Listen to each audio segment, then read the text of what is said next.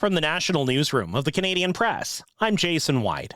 Much of Ontario is under the eerie orange glow of a sky filled with wildfire smoke. Several northwestern Ontario First Nations communities are under mandatory evacuation orders because of forest fires. And the smoke is drifting south over southern parts of the province, including Toronto. This is probably the worst smoke I think I've seen in Toronto, and I've lived here for quite a while, quite a few years, so I just figured I should probably mask up. Environment Canada issued air quality warnings from Thunder Bay to Kingston and down to London, Ontario. A new poll finds more Canadians trust China under Xi Jinping than they do the U.S. under Donald Trump. The Pew Research Centre found 2 in 5 Canadian respondents have a favorable view of China. Only 1 in 3 say the same about the United States. Hamilton, Ontario has rejected a 1-year pause on AI data centers. The proposed moratorium would have been the first such move by a Canadian city. Local lawmakers across Canada are wrestling with the noise, energy, and water concerns of data centers. Demand for them is surging lately because they power the boom in artificial intelligence. WestJet's flight attendants could hit the picket lines in fewer than 3 weeks. QP 8125 President Aliyah Hussein says she's impressed with the strong strike mandate from the airline's some 4,400 cabin crew. A 99.4% yes vote for strike mandate from our membership. It's an unbelievable signal from our membership that they stand behind their bargaining committee to negotiate a collective agreement that reflects the value of their contributions to WestJet's success. The strike mandate does not spark immediate job action, but it gives union officials the authority to call a strike after a cooling-off period. Negotiations are set to resume on Monday.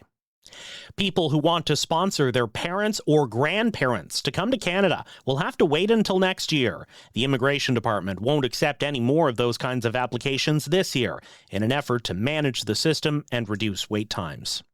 The Bank of Canada expects inflation to cool back down to its 2% target by early next year, but consumers should not expect their groceries to get any cheaper.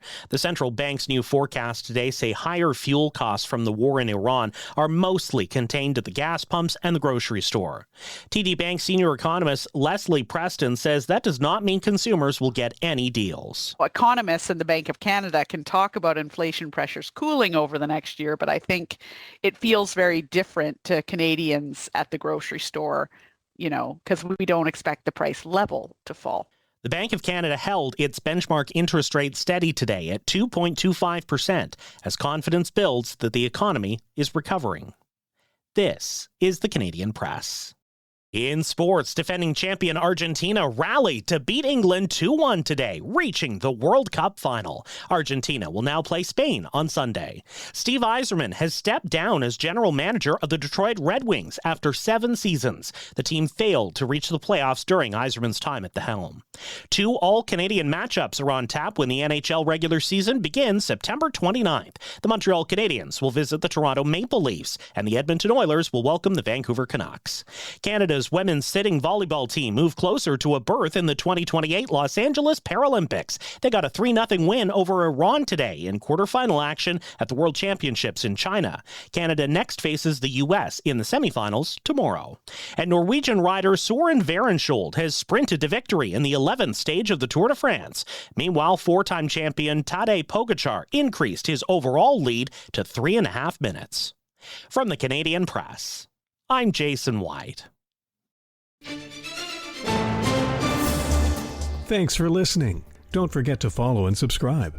For more of today's top stories, visit thecanadianpressnews.ca.